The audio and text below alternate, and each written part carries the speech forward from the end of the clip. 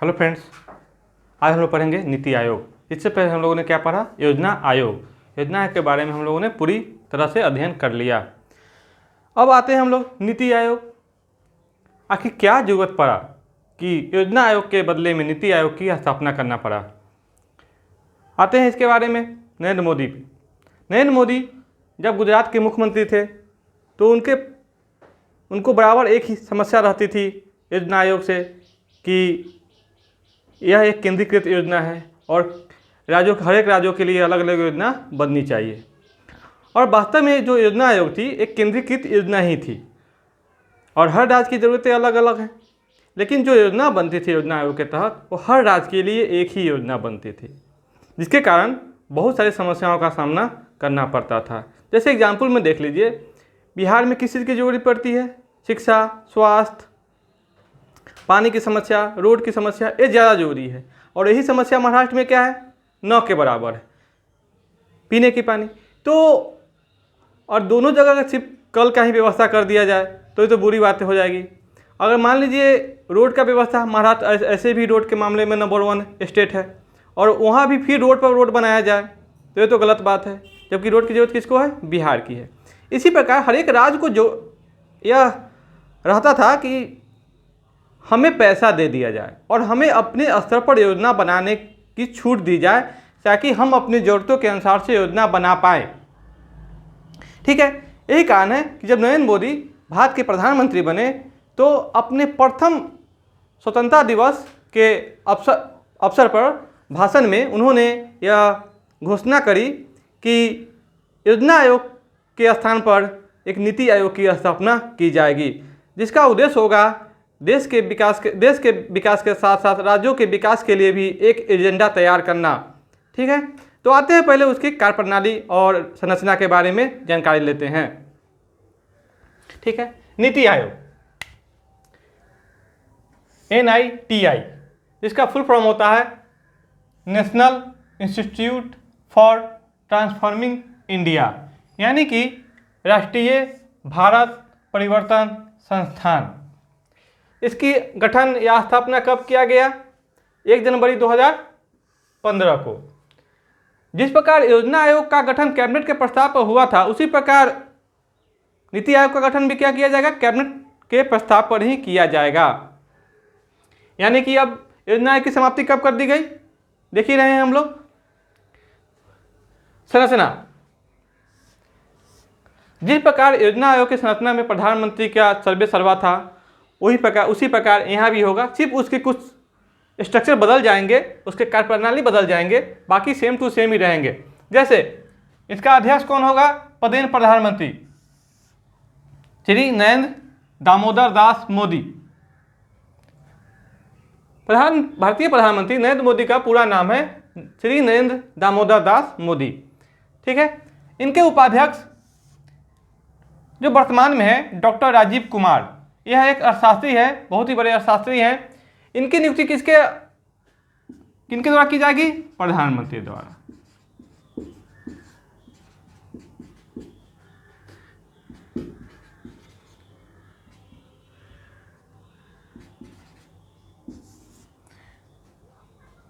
इसके जो भी सदस्य हैं, पूर्णकालिक सदस्य हो, पदेन सदस्य हो, या विशेष आमंत्रित सदस्य हो, या मुख्य कार्यकारी अधिकारी हो या उपाध्यक्ष हो, सभी की नियुक्ति प्रधानमंत्री के द्वारा ही की जाएगी। ठीक है, अब आते हैं मुख्य कार्यकारी अधिकारी यानी कि CEO। मोदी शुरू से ही कैबिनेट कॉर्पोरेट जगत के प्रशंसक रहे हैं। कॉर्पोरेट जगत, उन्होंने नीति आयोग को एक कॉर्पोरेट रूप दिया। इसीलिए जिस प्रकार किसी कंपनी का CEO होता है, उसी प्रकार नीति आयोग का भी एक CEO बना दिए, यानी कि मुख्य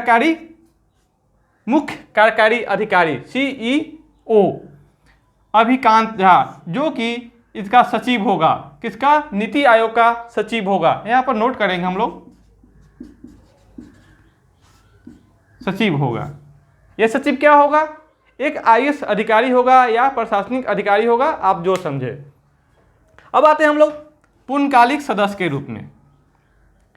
ये जो होते हैं पूरे कार्यकाल के लिए सदस्य होते हैं, जो प्रधानमंत्री के द्वारा नियुक्त किए जाते हैं, जो अपने अपने क्षेत्र के विशेषज्ञ होते हैं, स्पेशलिस्ट होते हैं। अब आते हैं पहला डॉक्टर विनोद पॉल, ये लोक स्वास्थ्य विशेषज्ञ है, माने यह क्या है, स्वास्थ्य विशेषज्ञ है। दूसरा है विजय कुमार सारस्वत, ये पूर्व DRDO सचिव है। रमेश चंद्र, ये क्या है, कृषि विशेषज्ञ है। तो यहाँ पर स्पेशलिस्ट लोग को रखा गया ताकि वो देश के विकास के लिए एक अच्छी योजना तैयार कर सके। अब देखते हैं पदेन सदस्य और विशेष आमंत्रित सदस्य, ये बनेंगे केंद्रीय मंत्रिमंडल से, जो प्रधानमंत्री के विशेष नज़दीकी होंगे या विशेष कैबिनेट उनके पास होगा। जैसे पदेन सदस्य होंगे 4 केंद्रीय मंत्री, जैसे कि कुछ आ जाइए यहाँ पर, हम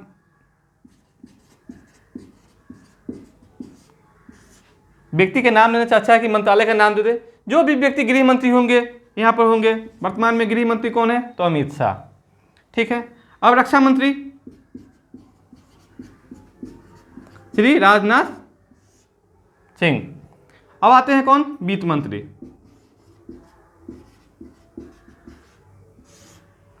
कौन है वित्त मंत्री, निर्मला सीतारमण।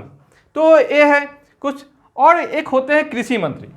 तो ये और विशेष आमंत्रित सदस्य में जो प्रधानमंत्री के द्वारा आमंत्रित किए जाते हैं बैठक में, वो मंत्री होते हैं। प्रधानमंत्री अब जिसको भी निमंत्रण दे, अपने नजदीकी मंत्री को या कोई विशेष मंत्रालय को, ठीक है।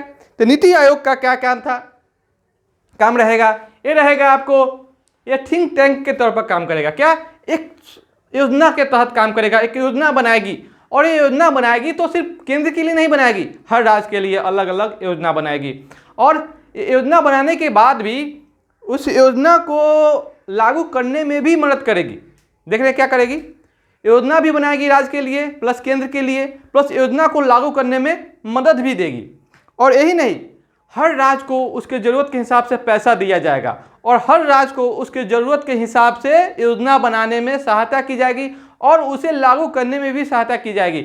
यानी कि अब जो केंद्रीकृत योजना थी उसको समाप्त कर दिया गया, हर राज्य की अलग अलग योजना बना के उसके ज़रूरत के अनुसार पैसा दे दिया गया और उसके लिए योजना बनाई गई और उसे लागू करने पर बल दिया गया। इससे क्या होगा, हर राज्य का अपने स्तर पर बेहतरीन विकास होगा। अब इसके बारे में आएंगे एक्शन प्लान के बारे में। नीति आयोग द्वारा विकास के 3 प्रारूप निर्धारित किए गए हैं। 3 प्रारूप निर्धारित है, ठीक है। एक हो गया अल्पकालिक, दूसरा मध्यकालिक, तीसरा दीर्घकालिक। यानी कि 3 प्रकार की योजना यहाँ बनाई गई, एक अल्पकालीन, दूसरा मध्यकालीन, तीसरा दीर्घकालीन, ठीक है। अल्पकालिक जो योजना होगी उसके तहत 3 वर्ष का कार्य योजना को निर्धारित किया जाएगा। 3 वर्ष, यानी कि ज़्यादा ज़रूरत की कौन सी चीज़ें हैं जिसकी ज़रूरत है, उसके योजना किस में बनाया जाएगा, ये अल्पकालिक योजना के तहत। और इसको नाम दिया गया एक्शन प्लान, मैंने इसको जल्दी से जल्दी इसको क्या करना है, पूरा करना है, जिसकी ज़्यादा से ज़्यादा ज़रूरत हो, ठीक है। दूसरा आते हैं हम लोग मध्यकालिक। इसके 7 वर्षीय रोड मैप यहाँ लागू किया गया, 7 वर्ष का रोड मैप बनाया जाएगा और विकास की रणनीति बनाई जाएगी। क्योंकि विकास की रणनीति आपको साल 2 साल के लिए बनती नहीं है, इसके लिए कुछ टाइम चाहिए होता है। तो यहाँ 7 वर्षीय जो रोड मैप बनेगी उसमें विकास की रणनीति बनाई जाएगी, ठीक है। तो दूसरा में आ गया। तीसरा हो गया दीर्घकालिक, यानी कि यहाँ पर दीर्घकालीन योजना लागू की जाएगी। देश को हमें किस स्तर की ओर ले जाना चाहिए वो यहाँ पर लागू किया जाएगा। देखिए 15 वर्षीय योजना, जो विजन डॉक्यूमेंट, यानी कि देश का विजन कैसा होना चाहिए, देश का भविष्य कैसा होना चाहिए, ये यहाँ पर निर्धारित किया गया, ठीक है। और ये विकास दृष्टिकोण के देश का विकास कैसा होना चाहिए, विकसित की श्रेणी में जाना है, इसीलिए हमें 15 वर्षीय विजन डॉक्यूमेंट को लागू करना है।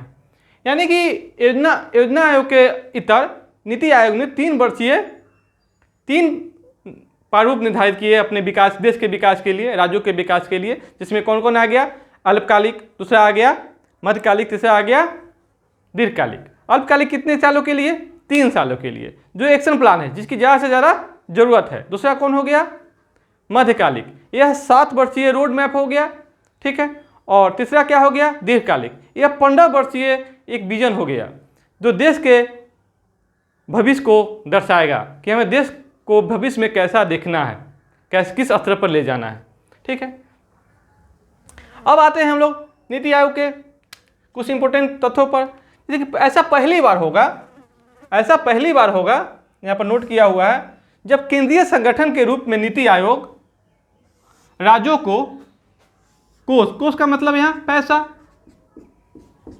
पैसा तो देगा ही देगा, प्लस में राज्य में योजना लागू करने में भी सहायता करेगा। हमने पहले भी बात किया है कि इससे पहले जो योजना आयोग थी वो सिर्फ योजना लागू कर देती थी और उसी के योजना के अनुसार पैसा देती थी हर स्टेट को, और योजना कैसी होती थी, केंद्रीयकृत, यानी हर राज्य के लिए एक ही योजना। ठीक है, लेकिन यहाँ पे क्या हो गया, हर राज्य का अलग अलग योजना, हर राज्य के लिए उसी की योजना के अनुसार पैसा, और उसको लागू करने के लिए एक विजन, और नीति आयोग उसको क्या करेगा, हेल्प भी करेगा।